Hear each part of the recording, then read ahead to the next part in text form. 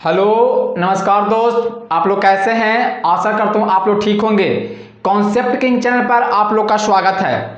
आज मैं class 10th biology chapter number 1 से कुछ बेसिक लेकर आया हूँ। सबसे पहले बेसिक जानना बहुत ज़रूरी है। जैसे हम लोग मकान बनाते हैं तो नीचे सबसे पहले पिलर कसते हैं, तो पिलर कसना बहुत ज़रूरी है। जब तक पिलर नहीं कसेंगे मकान बनाएंगे, मकान गिर जाएगा, मकान 100% गिर जाएगा। तो सबसे पहले ये बेसिक हुआ। बेसिक जानना बहुत ही ज़रूरी है। जब तक बेसिक नहीं जानेंगे, जब तक बायोलॉजी का चैप्टर समझ में नहीं आएगा। अब आप लोग वीडियो स्किप करके देखते हैं, स्किप करके ना देखें, वीडियो को लास्ट तक देखें। वीडियो को हमेशा लास्ट तक देखें। जैसे लड़की पटाने के लिए हम लोग दिन रात एक कर देते हैं तब पढ़ता है, ऐसे नहीं पढ़ता है। लड़की पटाने के लिए हम दिन रात एक करते हैं तब पढ़ता है, यानी कि उसके पीछे भागते हैं तब पढ़ता है। तो आपको मैं कहना चाह रहा हूं कि पढ़ाई के पीछे आप भागें, लड़की के पीछे नहीं भागे। आप लोग पढ़ाई के पीछे भागें तब पढ़ाई समझ में आएगा, अच्छी तरीका से समझ में आएगा। जिसके पीछे तुम समय देगा वह तुम्हारा होगा। लड़के के पीछे समय देगा, लड़की तुम्हारा होगा। पढ़ाई के पीछे समय देगा, पढ़ाई तुम्हारा होगा। अगर ये वीडियो समझ में आए तो चैनल को सब्सक्राइब और लाइक और कमेंट जरूर करें। लाइक, सब्सक्राइब, शेयर जरूर करें। 100% समझ में आएगा। अगर समझ में नहीं आए तो चैनल को सब्सक्राइब, लाइक और कमेंट न करें। चलिए अब हम स्टार्ट करते हैं। Biology chapter number 1। सबसे पहले बेसिक जानना बहुत जरूरी है। यानी आगे हम पढ़ेंगे जीव। जीव को हम लोग दो भाग में बांटे हैं। पहला है स्वपोषी और फिर है परपोषी। स्वपोषी को हम लोग बोलेंगे इंग्लिश में ऑटोट्रॉपिक और एक है heterotrophic. Autotrophic, heterotrophic, autotrophic, heterotrophic, स्वपोषी, परपोषी या विषमपोषी। स्वपोषी हम लोग किसको बोलेंगे? स्वपोषण की वह विधि, स्वपोषण की वह विधि जिसमें सभी हरे पेड़ पौधे सूरज के प्रकाश में अपना भोजन खुद बनाता है, यानी अपना भोजन खुद बनाता है, किसी दूसरे पर निर्भर नहीं रहता है, उसको बोलेंगे स्वपोषण। स्वपोषण में जितने भी हरे पेड़ पौधे हैं, जितने भी हरे पेड़ पौधे, वह सब होगा स्वपोषी।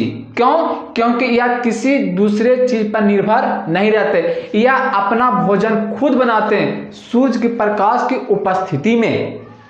और परपोषण यानी विषमपोषी, तो विषमपोषी का एक नाम और है परपोषी, यानी कि इसको हम लोग बोलेंगे इंग्लिश में हेट्रोट्रॉपिक। हेट्रोट्रॉपिक, हेट्रोट्रॉपिक तो बोलेंगे परपोषण की वह विधि, परपोषण की वह विधि जिसमें जीव भोजन के लिए, जिसमें जीव भोजन के लिए किसी दूसरे जीव पर निर्भर रहता है, किसी दूसरे जीव पर निर्भर रहता है, उसको बोलेंगे हम लोग परपोषण यानी विषमपोषी। जैसे यहां से एक ऑब्जेक्टिव बहुत ही वेरी इंपॉर्टेंट है जो बार बार पूछता है। एक जीव का, एक ऐसा जीव के नाम बताओ, एक ऐसा जीव के नाम बताओ जो स्वपोषी अपरपोषी, यानी कि स्वपोषी अपरपोषी दोनों होता है। मालूम है? नहीं मालूम होगा। इसका आंसर होगा यूग्लिना। अब इसका काम क्या है? सुबह क्या होगा? सूरज की उपस्थिति में ये अपना भोजन खुद बना लेगा। सुबह जब सुबह होगा तो सूरज की उपस्थिति में अपना भोजन खुद बना लेगा, और जब शाम होगा तो सूरज से उसको लाइट मिलना बंद हो जाएगा, तो वह छोटे छोटे कीड़े मकोड़ों को खा लेगा। यानी कि एक ऐसा जीव के नाम बताओ जो स्वपोषी अपरपोषी दोनों होता है, यानी उसका आंसर होगा यूग्लिना। क्या होगा? यूग्लिना। अब बताओ परपोषी को हम लोग 4 भाग में बांटे हैं। हेट्रोट्रॉपिक, क्या नाम होगा? हेट्रोट्रॉपिक, जिसमें पहला है सहजीविता, पहला सहजीविता, परजीवी, सहभोगिता, और फोर्थ है मृतोपरजीवी, मृतोपरजीवी। सहजीविता यानी प्लस, सहजीविता को हम लोग बोलेंगे इंग्लिश में सिम्बायोसिस, सिम्बायोसिस, यानी कि सहजीविता कहने का मतलब क्या हुआ? दो जीवों के बीच में वैसा संबंध जिसमें एक जीव का लाभ और दूसरे जीव का भी लाभ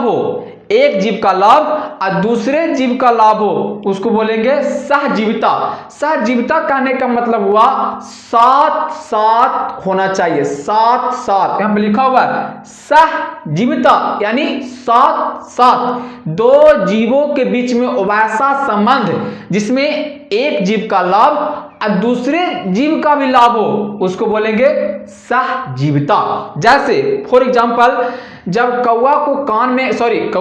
गाय के कान में जब खोटी हो जाता है तो कौवा आकर उसको कान को खोद के खोटी खा के चला जाता है। आप लोग देखे होंगे फॉर एग्जांपल आप लोग देखे होंगे, तो क्या हुआ?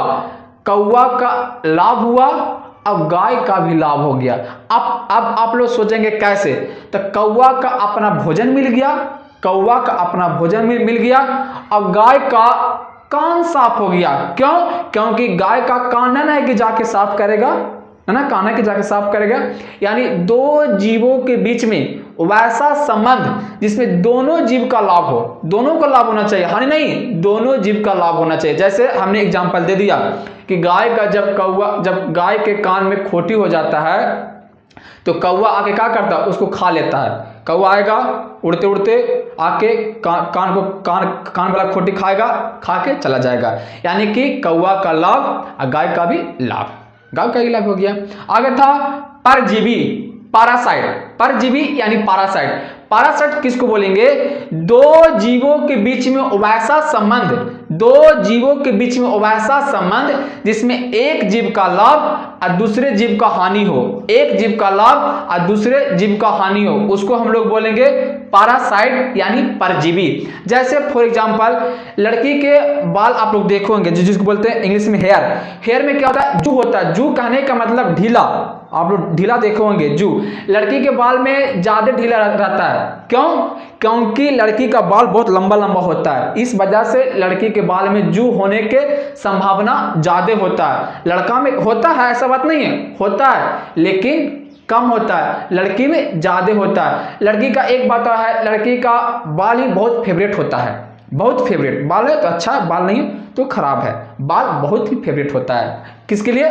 खास करके लड़की के लिए, लड़का के लिए नहीं, खास कर लड़की के लिए। तो दो जीवों के बीच में वैसा संबंध जिसमें एक जीव का लाभ और दूसरे जीव का हानि हो। जैसे लड़की के बाल में जू होता है तो जू क्या करता है? ढीला क्या करता है? उसको माथा से खून चूसता है।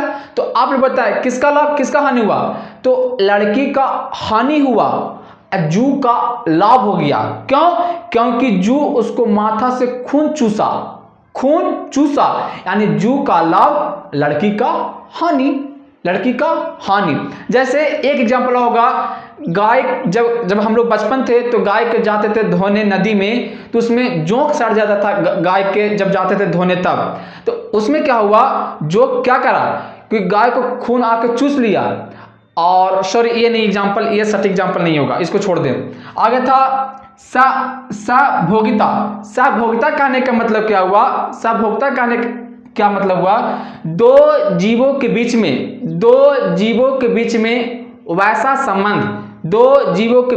वैसा संबंध जिसमें एक जीव का लाभ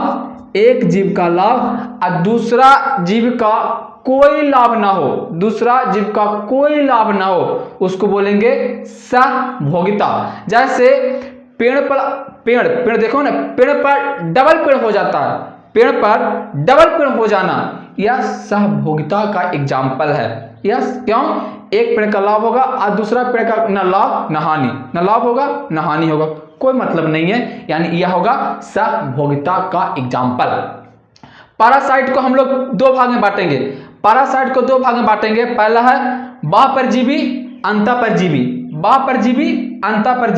बाह्य कहने का मतलब हुआ बाहर से, एक्सटर्नल पैरासाइट और इंटरनल पैरासाइट।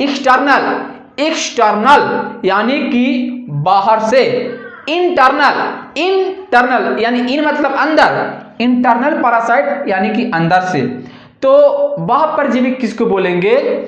जो दो जीवों के बीच में उभयसा संबंध, जिसमें एक जीव दूसरे जीव के शरीर से बाहर से पोषण प्राप्त करके चला जाए, यानी बाहर से पोषण प्राप्त करे, उसको बोलेंगे हम लोग बाह्य परजीवी, एक्सटर्नल पैरासाइट। जैसे मक्खी आप लोग देखे होंगे क्या करता है, हम लोग को आया, काटा, चला गया, काटा, काट के चला गया।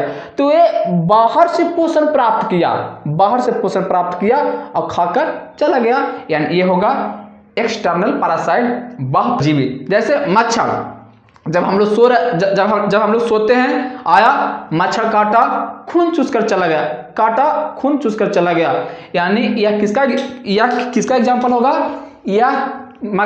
मच्छर किसका एग्जाम्पल होगा? यानी कि बाह्य परजीवी का। क्यों? क्योंकि ये बाहर से पोषण प्राप्त किया और चला गया। फिर क्या? खटमल क्या किया? आया, काटा और काट के चला गया। जो बाहर से पोषण प्राप्त करते हैं, दो जीवों के बीच में उभयसा संबंध, जिसमें एक जीव दूसरे जीव के शरीर से बाहर से पोषण प्राप्त करते हैं, उसको बोलेंगे हम लोग बाह्य परजीवी। आगे अंतः परजीवी, अंतः मतलब अंदर, घुस के अंदर, एक्सटर्नल पैरासाइट, दो जीवों के बीच में उभयसा संबंध, जिसमें एक जीव दूसरे जीव के शरीर से अंदर से पोषण प्राप्त करे, घुस के अंदर से पोषण प्राप्त करे, उसको बोलेंगे अंतः परजीवी, एक्सटर्नल पैरासाइट। जैसे फीता कृमि, गोल कृमि, हुकवर्म। अब आप लोग सोच रहे हैं ये सब क्या है? ये सब हमारे पेट के अंदर है, ये सब हमारे पेट के अंदर होता है। जैसे अपडेट पूछेगा ऑब्जेक्टिव क्वेश्चन, गोल क्रीम किसमें आता है?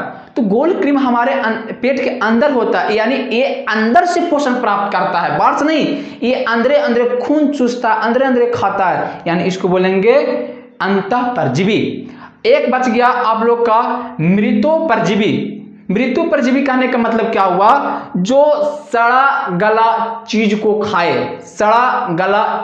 खाए, उसको बोलेंगे मृतो परजीवी। जो सड़ा गला चीज को खाए, उसको बोलेंगे मृतो परजीवी। अब मैं आप लोग से क्वेश्चन पूछता हूं, मैं यहां से लेकर यहां तक समझा दी।